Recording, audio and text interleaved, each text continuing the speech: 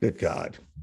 So happens again. I'm not touching anything, Ben. So I have no That's idea what's okay. happening. Life and technology happens. Yeah. I completely get it. Shall I continue? Yeah, go for it Yeah, until it stops perfect. again. So It'll be one of the most staccato podcasts in history, clearly, with yeah. my deep dulcet tones. And perhaps it's my Australian accent it doesn't like, but so we take that moment in time and we say, right, what have we done as a team here that's worked?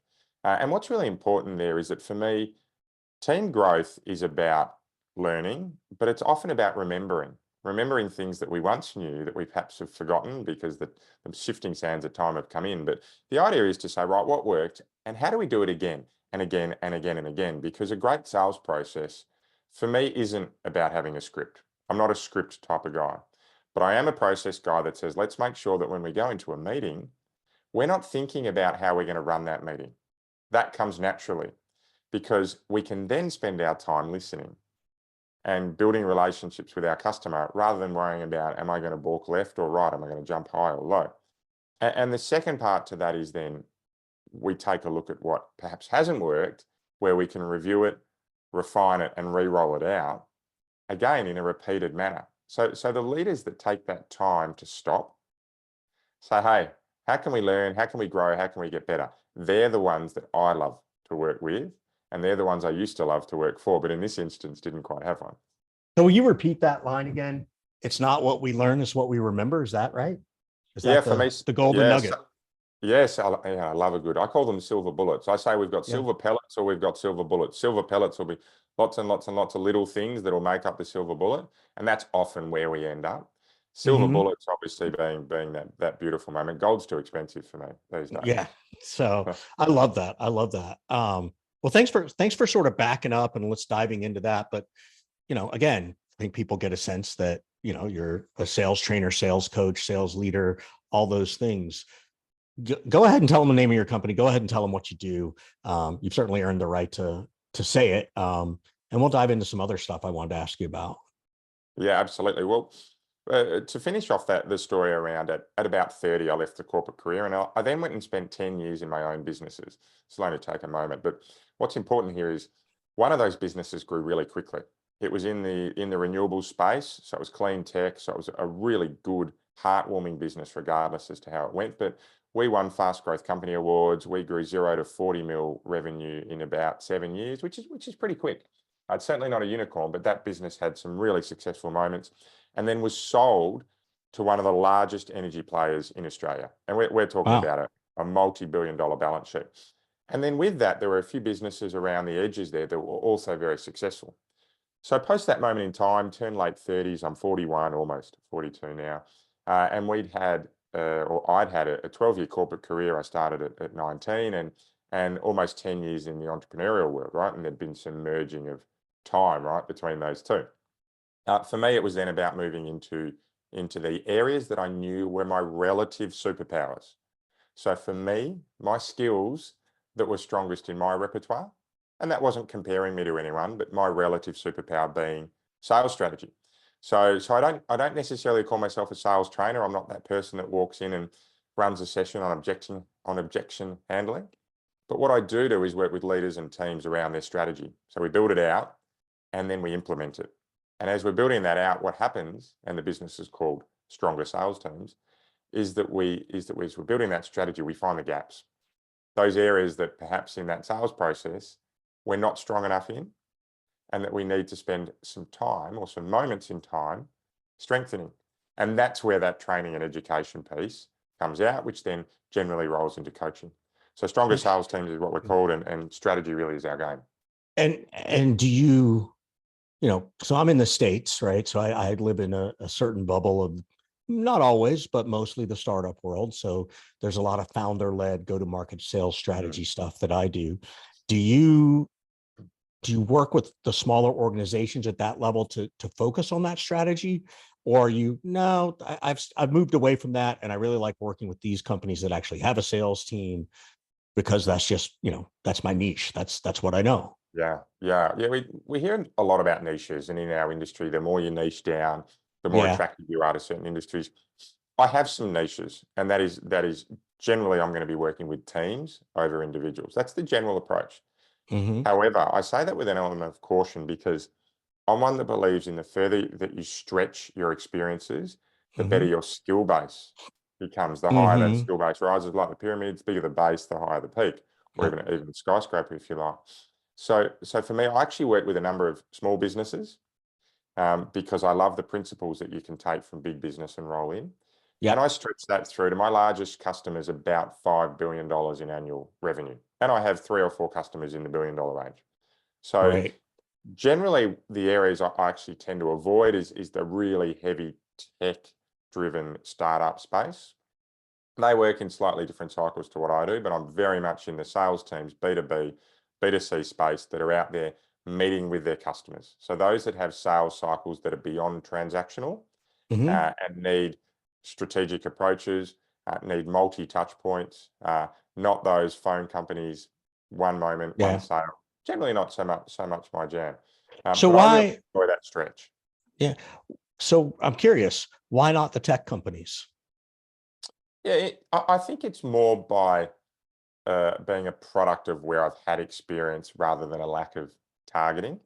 I Mm-hmm. certainly have worked with businesses that focus on tech. I mean, our business, the renewables one that grew, we had a really heavy tech focus in there ourselves. So I have had plenty of experience. Sometimes where you end up is as Simon Sinek I think says, is crossing the river by feeling the stones. And it's I've built up lots of experience in the renewables industry, lots in Yeah. healthcare, lots in fast moving consumer goods, So and so uh, you went where you knew your not where your knowledge base was, right? Like you knew your ICP. Exactly right, Yeah. exactly right. But as we say that, at the moment, I'm working with a finance company. They're a brilliant company, and I'm always very careful around confidentiality. But Yeah. they are heavy tech based, and they are a $300 million a year business who have a huge requirement on the tech that they work with, and Right. I love doing that. Yeah. So that's where I say is we tend to stretch across a lot of industries, but for me, the key driver is to have sales leaders who want to grow. Yeah. That tends to be more my niche. And do you focus on teach? Because there's questions behind this question. Are you teaching sales leaders how to be sales leaders, or are you teaching salespeople how to get better based on a new strategy, or both? Yeah, it's a good question. And one that you can never answer with just one straight sentence. But if we had to put into a nutshell, my job is to take a sales leader and get them to step in the shoes that they want to fill. Because it is without doubt for me the hardest transition, individual contributor through to managing a team. You're out there, you're doing an incredible job at selling. You're hitting quotas, you're smashing targets, and your confidence is high. But you start to think about what's next. What am I going to do Yeah. next? And your leaders in your business go, oh boy, I've got to do something here, otherwise he or she's going to leave. And you Yep. get thrown into this sales leader role, and it's often in a situation where the leaders say, gee, they're good at selling. They're going to be a great people leader and they'll work it out. But traditionally, where you get your support, lots at the individual contributor level. So salespeople will get lots of support from their business. Lots at the top exec level. They'll get executive coaches, they'll have boards, they'll have lots of time. But those management levels in the middle, where you're moving through often at a rapid pace as you grow your career, you don't tend to get as much support there. And it Mm-hmm. can be Mm-hmm. really difficult moving from a master of So sales.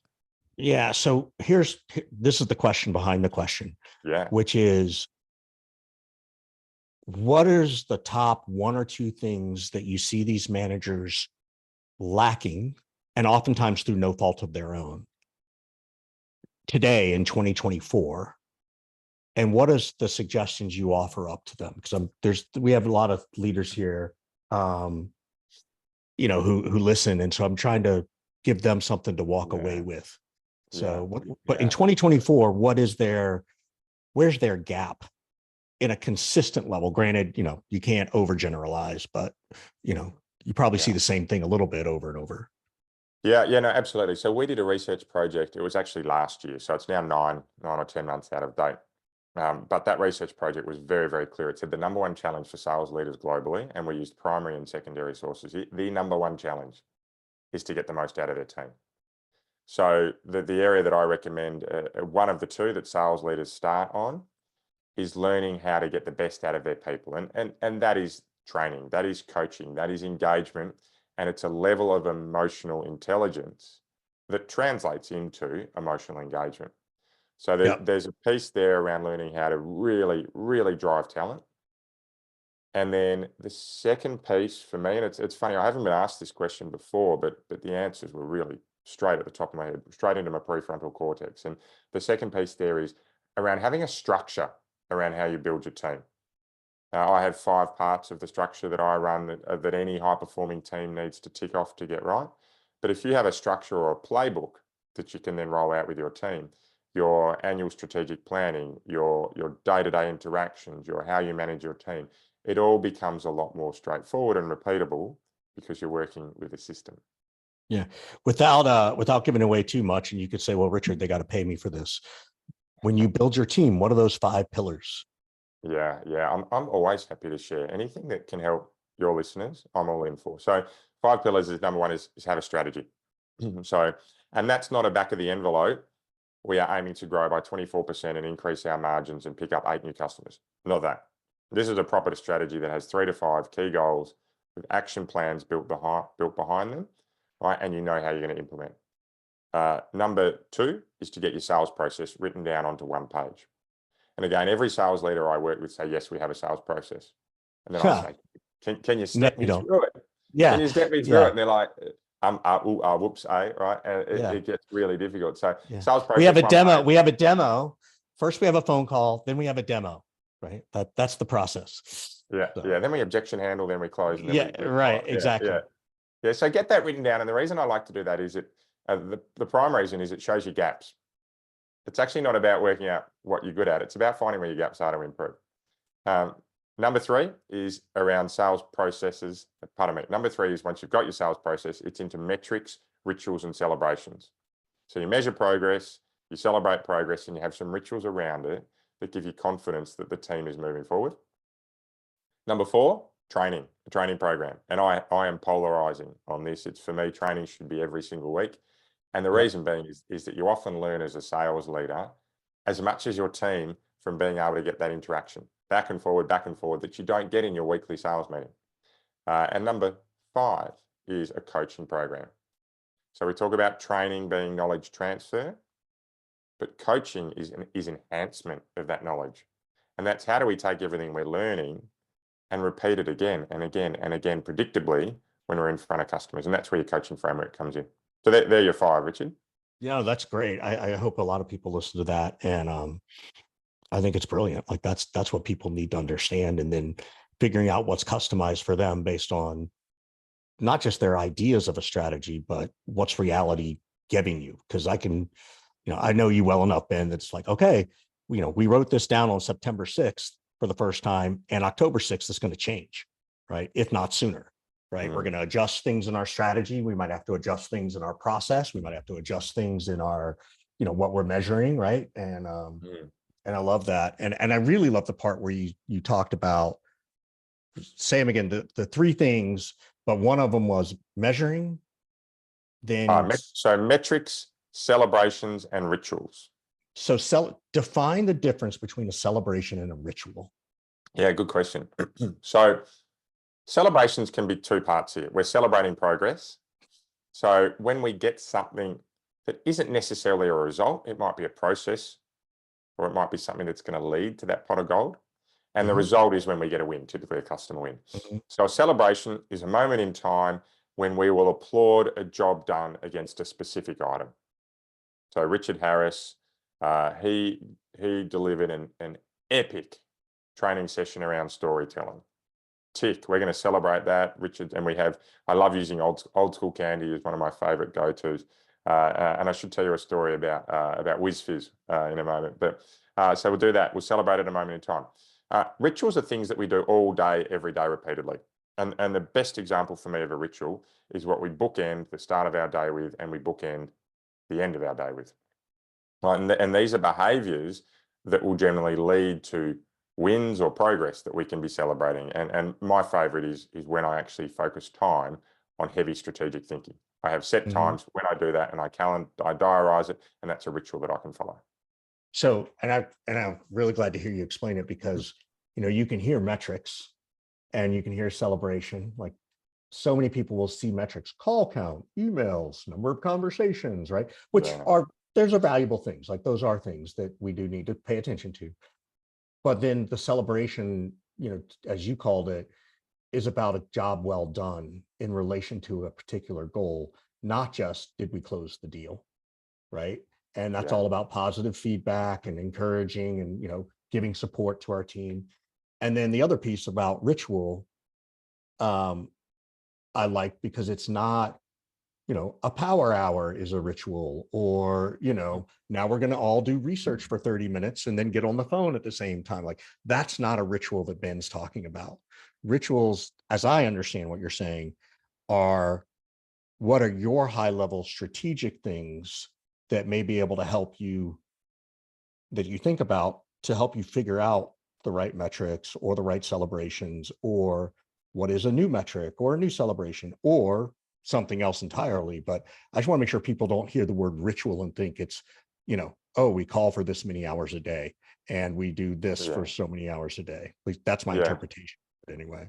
Yeah, you're absolutely right. It can be something as simple as understanding the way you work. So for me, I recognize that I get excited. I can bring great energy to a room, and when I'm upset, I can suck that energy out of the room. But when I get excited, I'll often jump in really quickly when a pause would be more appropriate. So I've got a little ritual where I'll pinch between here on the thumb, right Mhm. between my thumb and my hand. It used to be 3 deep breaths, but I'm too impatient for that. And I'll just pinch that, and just for a Yeah. moment, and it'll just slow me down.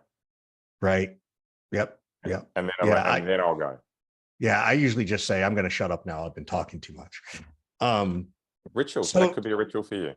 So this is really great, Ben. And in a minute, I'm going to turn it around to you and see if there's a question you'd like to ask. But what else? I know you've been working on this new prospecting stuff, and again, I know you're willing to share knowledge. So two things before you give the prospecting stuff. Uh, Tell people about your podcast. How can they get in touch with you if they are interested in learning more about your business, or maybe they need something from you? How do they get a hold of you? Yeah, absolutely. Thank you. Well, we actually have a second podcast running, about to start, but our major podcast is called the Stronger Sales Teams Podcast. So the Stronger Sales Teams Podcast. It's on Apple, Spotify, all your major directories out there. You can find it. It is now. It's a top 5% globally rated sales podcast. Sometimes you get there by attrition. Other times good content, and we like to think it's through good content. So Of we course. are short, punchy, 25-minute podcasts that very much follows this type of theme. Right, I agreed to be a guest on your Yeah. podcast because I like your style. Yeah. The second one's actually called Friends in Business, which is about to kick off. So Friends in Business, it's with a lady named Jemima Ashley, and we have very different lenses on the world, but she's had a very successful podcast previously. So that kicks Hmm. off at the very end well, certainly by the time when you're listening in October here, we're up and running. So that one there, again, short, punchy, and we cover more general business topics. Got it. So Got perhaps it. one day we can have you on board and have a chat as well. Cool. So, but how can people get a hold of you aside from probably Googling you, or you want to send them to LinkedIn or give them an email Yeah, address? Or absolutely right. Yeah, so hello@strongersalesteams.com. Hello at stronger, excuse me, that's that man called. Hello at yeah, strongersalesteams.com, or LinkedIn, Coach Ben yeah, Wright. If you're typing in the extras, there's plenty of me on LinkedIn. I'm not hard to yeah. find. And he's Yeah, been right with a WRIGHT, just for yeah, those that's it. listening. Yeah, thank So, you. I often forget so, to do that. so before I have you ask a question or two, tell people about this new prospecting thing, because I know it's interesting. It's 2024. We're all struggling to, get this prospect stuff down. So what do you know? What have you learned? What are you focusing on? Yeah, good question. And where last year the number one challenge was getting the most out of people, I think if I redid that survey this year, what would come out is the number one challenge is revenue growth. And there's lots of ways to grow revenue, and we won't go through that now. But what I realized as I started to get more and more requests, and 1 in 2 of my requests now are around prospecting, lead generation, and networking. It's becoming really, really common. What I realized is that as teams, we've forgotten. We talk about sales training being sometimes just remembering what to do. We've actually forgotten the art of prospecting outside of being behind a computer because we've got so used to it over the last couple Yeah. of years. And I don't Yeah. think that's necessarily anyone's fault, but it's a reality that we need to hit head on now. So working really hard with teams around how do we re-broaden our prospecting scope to be beyond just social media or the digital world, And again, look, I love frameworks. I love 3s and I love 5s. So there's a 5-step framework here around prospecting, which I'm assuming your next question might be tell me about it. So would you like me to jump in and give you these 5 steps? Go for it.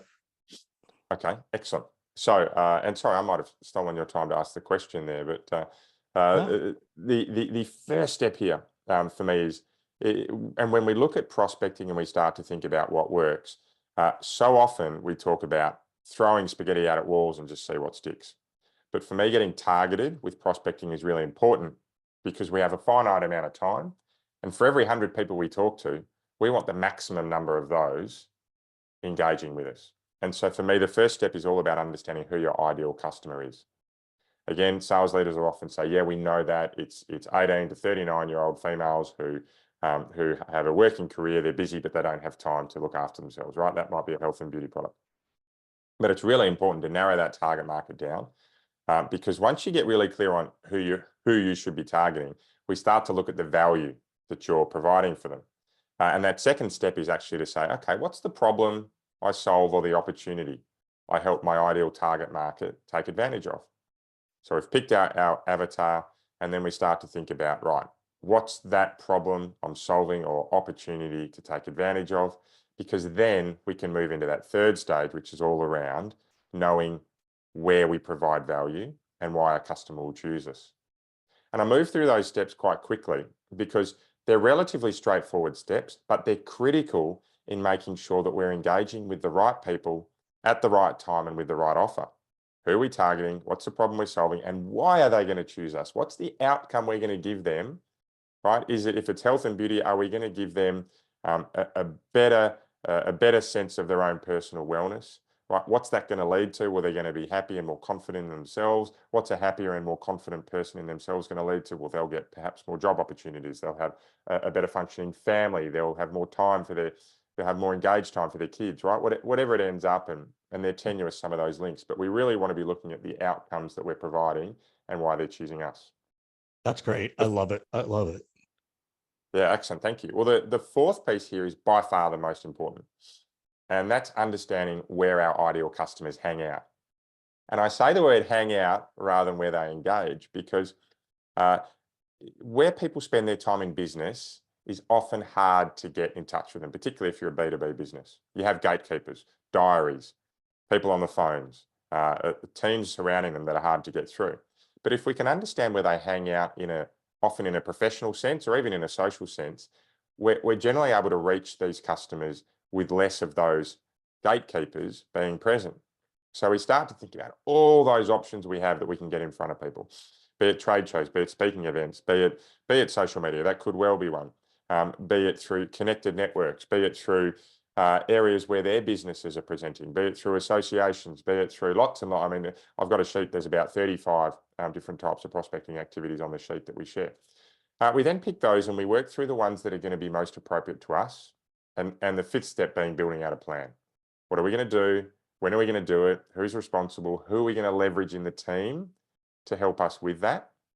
Right, if we're wanting to share, if we're wanting to tap into the networks of our entire business, the 200,000 followers we have on LinkedIn, how are we going to do that?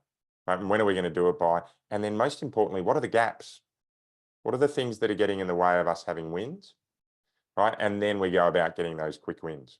Because once we have that plan, we often write a little number on the sheet, how many leads you need to get per week or per month to make that work. When we have a plan, we give ourselves focus and we can build out habits. Right, we talk about metrics, celebrations, and rituals. Right, those Yep. rituals can be built once we have a plan to follow.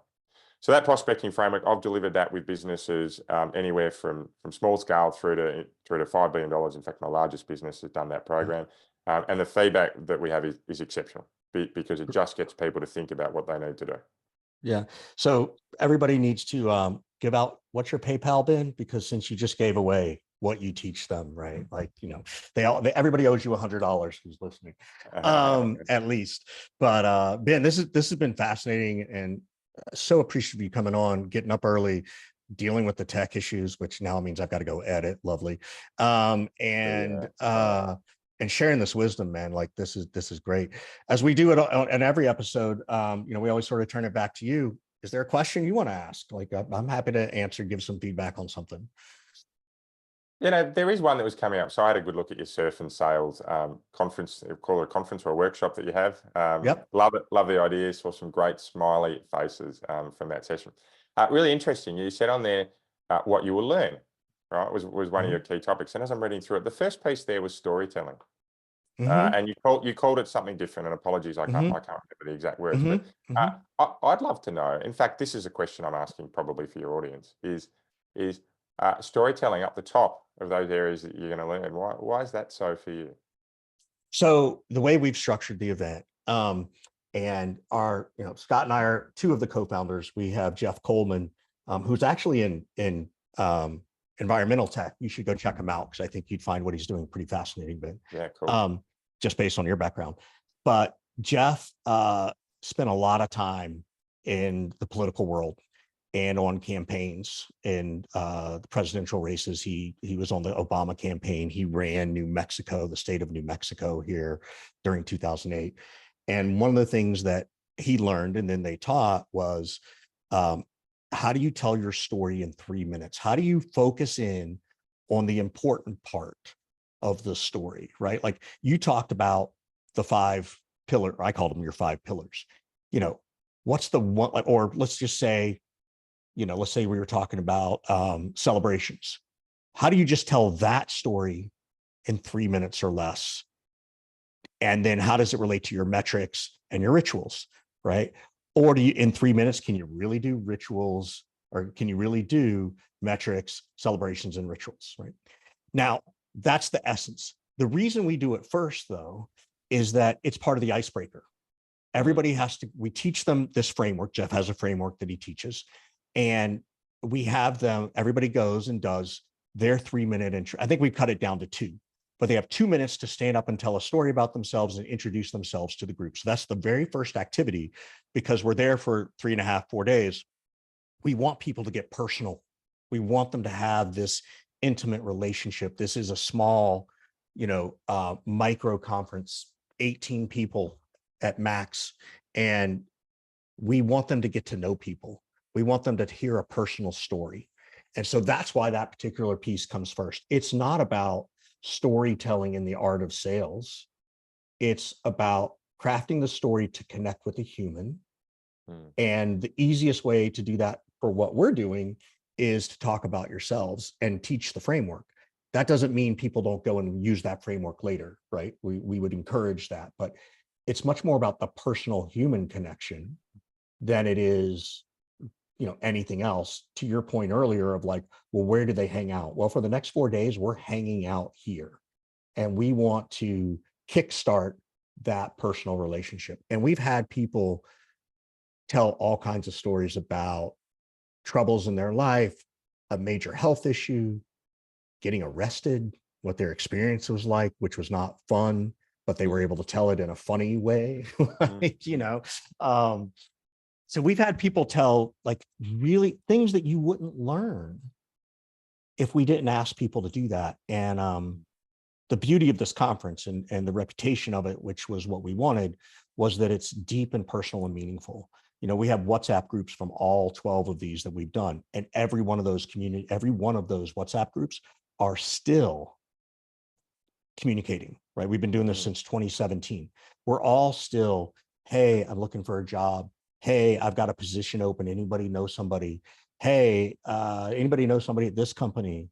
I'm trying to get in to sell them. Like, hey, how's everybody doing? I just got married. I just had my first kid. Or like, that's what we want, right? That's the reason and that's the reason that's first. Yeah, cool. Love it. Building connections, power stories, eh? Yep, indeed. So, well, Ben, I can, if you got anything else, you're welcome to ask, but otherwise, we're kind of at the end. Loved it. Thank you for today, Richard. Yeah, this has been great. I apologize to everybody for the technical issues. I'll figure out how to splice all this shit together. Don't forget the Surf and Sales podcast. It comes out every Monday, and the Surf and Sales event is coming up in November 2024. I think we literally have 3 spots left, which is amazing. So about a month ago, we were like, I wonder. And now all of a sudden in the last week, it's coming along. So so there's 3 spots left. If people want to come, check it out at serpentsales.com. Ben, Wright, thank you again. Thank you for coming on, and thanks for sharing all this wisdom. Thanks, Richard. My pleasure.